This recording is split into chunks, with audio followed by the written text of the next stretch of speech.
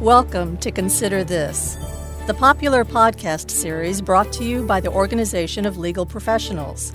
I'm your host, Bridgett Novak. This series will focus on the legal industry, current trends, substantive issues, and career perspectives.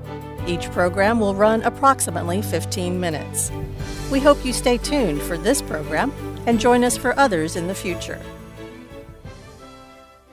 Today's show is part 2 of the brave new world of e-discovery. We will be discussing some of the challenges of this new world.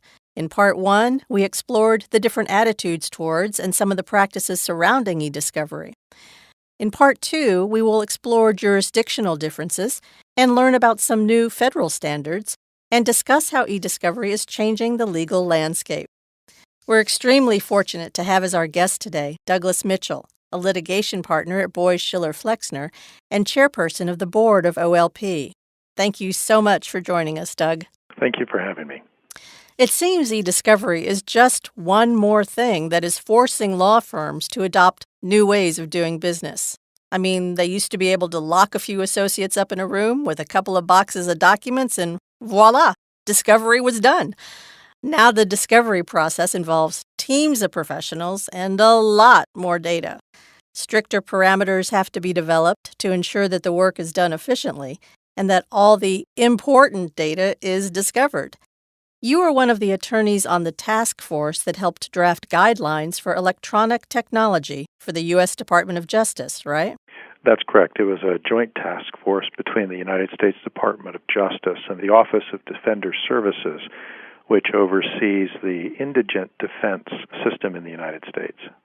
And in February, the group came out with, quote, recommendations for ESI discovery production in federal criminal cases, also known as the Joint E-Discovery Protocol. What do you think the key or most important recommendations of that report are?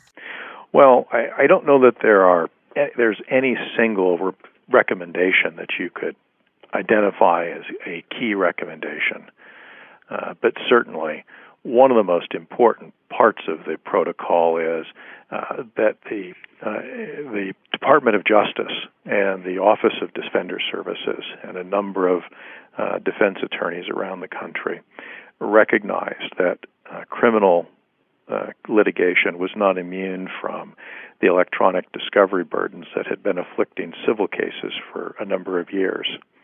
And as a consequence, an effort was undertaken to find ways to reduce the costs associated with electronic discovery in criminal cases, particularly those cases that are funded by federal resources through the Criminal Justice Act with federal public defender offices and court-appointed attorneys. That discussion led to a year-and-a-half effort between the Department of Justice and the Office of Defender Services to try and develop a set of guidelines and protocols that both the prosecution and the defense could agree would constitute a type of best practices to guide their conduct as they exchange discovery between the government to the defense and from the defense to the government. And perhaps the most important aspect of that is the notion that the government and the defense teams need to sit down very early in the case, and they need to disclose to one another the nature of the evidence, the volume of the evidence, and then come to some agreements about how that evidence is going to be exchanged between the different groups so that there can be a cooperative atmosphere as opposed to a adversarial atmosphere in the exchange of discovery. Well, you mentioned best practices, and I guess one of the principles upon which this set of recommendations is based is the establishment of best practices, because one of the principles states, and I'm going to quote it exactly, quote, the parties should discuss what formats of production are possible and appropriate and what formats can then be generated. Any format selected should maintain the ESI's integrity, allow for reasonable usability, reasonably limit costs, and, if possible, conform to industry standards for the format. So when I read that, I thought, well, that sounds rather optimistic or at least premature. What industry standards are they referring to? Well, it's probably a flexible concept. One of the unique problems of the criminal litigation world is the prosecution will, during the course of their initial investigation, seize or obtain through subpoenas or through voluntary disclosures by witnesses a variety of evidence. And that evidence comes to them in whatever form it's maintained by the custodian.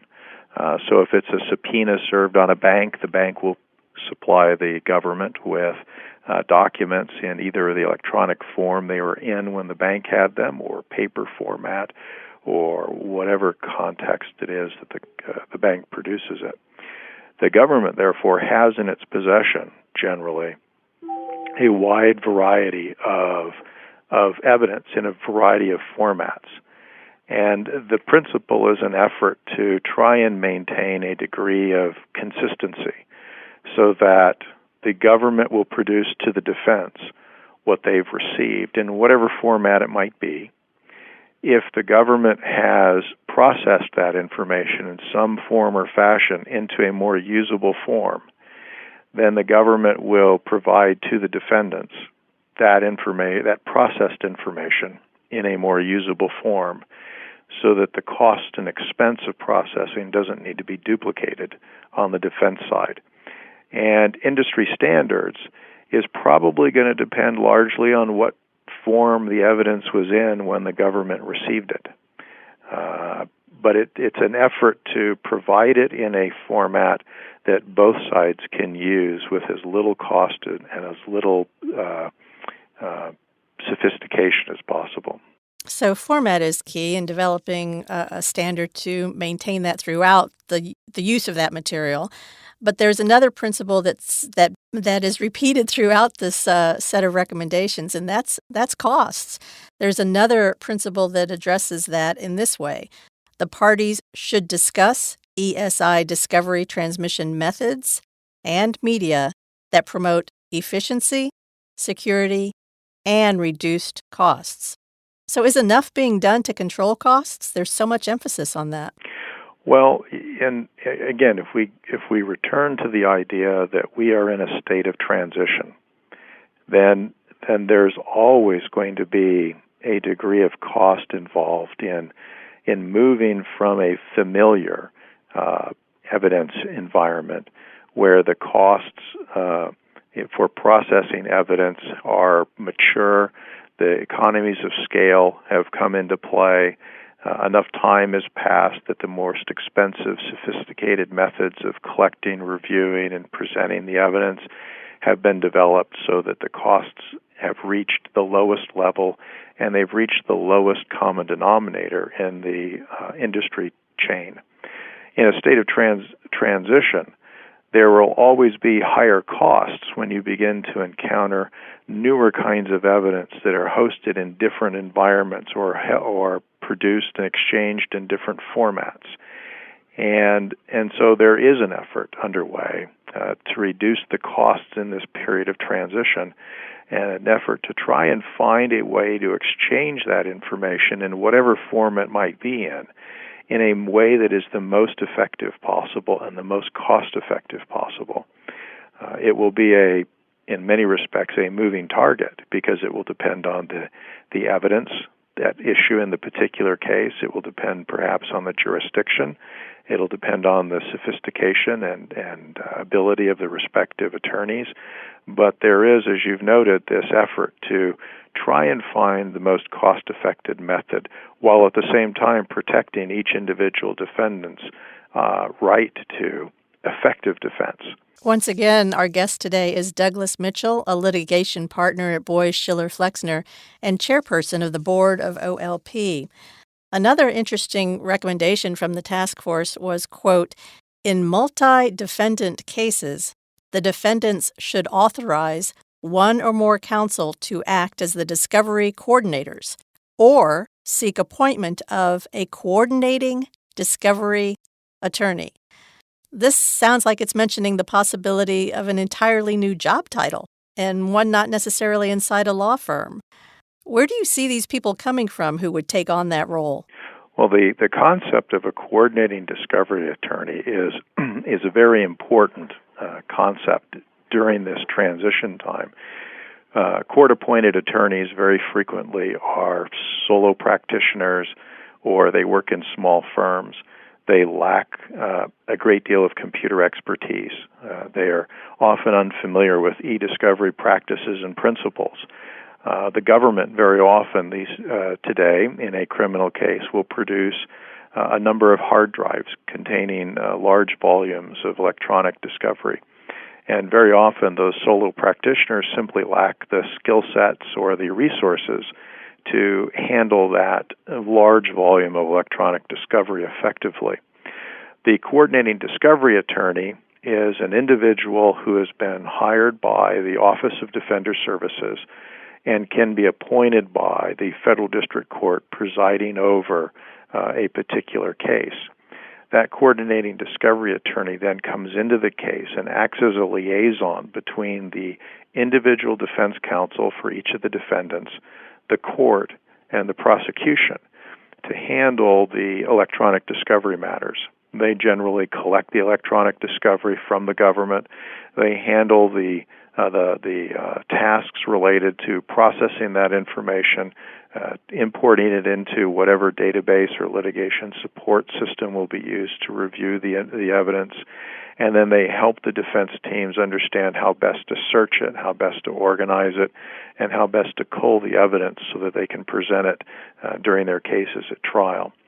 They become a very effective tool at reducing the cost of criminal litigation, at least in indigent cases where they're used, because they're able to take their more sophisticated skill sets and handle and process and produce electronic discovery far more effectively and efficiently than a traditional solo practitioner would in a criminal appointed case. Sophisticated skill sets sounds like an understatement. This sounds like a real, not jack of all trades, but master of several. So what kinds of training or background do you see this person having? Well, they are generally, matter of fact, I think of those who have been appointed so far, each of them is an attorney. Each of them has a great deal of experience with criminal litigation in the federal system. Each of them is also very familiar with and has a great deal of experience with electronic discovery issues. They understand the law surrounding electronic discovery. They also understand the technical aspects of it. They are familiar with a variety of vendors and their systems and how they work. And they have a facility for, as a general rule, being able to communicate effectively with the court and prosecution about the defense needs and why those needs are important in the particular case. There are very few of them, I think, in the country who have that capability right now. But fortunately, there are 2 or 3 that the Office of Defender Services has located, and they're doing an extraordinary job. Sounds like a great career opportunity, though. You hear this, and you can start to pursue that as your goal, to become one of these. That's correct, and it's something that takes time to develop. It takes a great deal of experience. But the 3 people I think the Office of Defender Services has in that position now are extremely competent. They're very good, and they are doing a lot of good work to both reduce the cost of criminal discovery and at the same time ensuring that each of the defendants has a more effective defense. And just to reiterate what you've said throughout the program, Part 1 and 2, people entering law today really do need to take more seriously the need to learn about technology and use computers, become familiar with it. One of the other recommendations from this task force says, quote, "In the process of planning, producing, and resolving disputes about ESI discovery, the parties should include individuals with sufficient technical knowledge and expertise and experience regarding ESI." That's correct. That is consistent with some recent amendments to the model rules of professional responsibility, which also note that lawyers in today's world have a responsibility to be familiar with legal computer technology so they can best meet their clients' needs. that becomes particularly important in court-appointed criminal cases where sometimes the individual attorneys, like we spoke about a moment ago, don't have that sophistication. They don't have that skill set. And so it's important for them to find somebody who can help them so they can still be cost-effective in how they represent their client and at the same time be effective in representing their client. Right. One last area I'd like to discuss today, Doug, and that is the difficulty legal professionals face today when attempting to deal with discovery outside the United States or in cases that involve multiple jurisdictions, because the rules can vary so dramatically from country to country. It's a bit like no man's land, isn't it? With the U.S. on one side advocating that everything is discoverable, and the EU on the other side struggling to restrict access. Which do you think will win in the end, or how are we going to resolve that? Well, I think it's important to remember that there are two different perspectives about the scope of pretrial discovery at play. In most European countries, pretrial discovery with the breadth that American lawyers are familiar with is unknown. The discovery rights are far more limited, and what attorneys are permitted to do during the course of discovery is circumscribed. In the United States, we believe in expansive, broad discovery before trial. And as a consequence, lawyers in the United States have developed the skills and the proclivity to seek discovery of a wide variety of information relating to the issues in their case.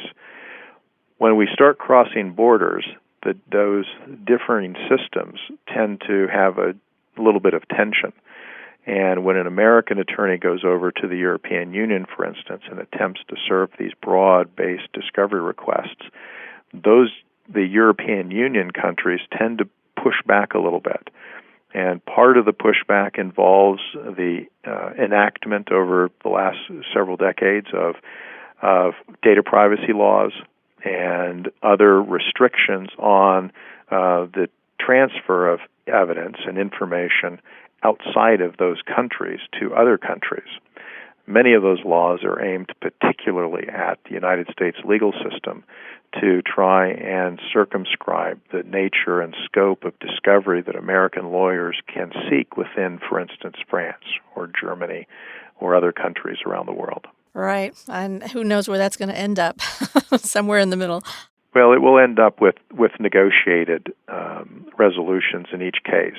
There are some substantial policy efforts underway with the Department of Commerce and other governments to negotiate exchange protocols and to make the exchange of discovery easier.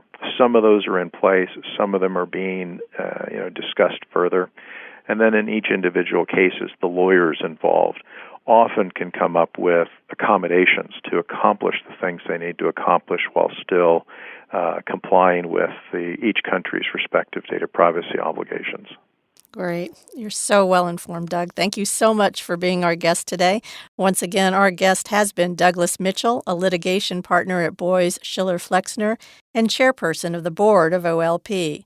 That's all the time we have today. I want to thank our audience for tuning in and remind you that we will be producing these programs on a regular basis and that you can listen to this program again and check out future programs in the podcast section of the OLP website.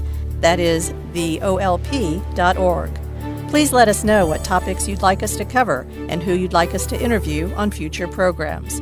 You can email us at info@theolp.org or call us at 760-610-5462. That number again is 760-610-5462. Have a wonderful day, and thank you for listening to Consider This.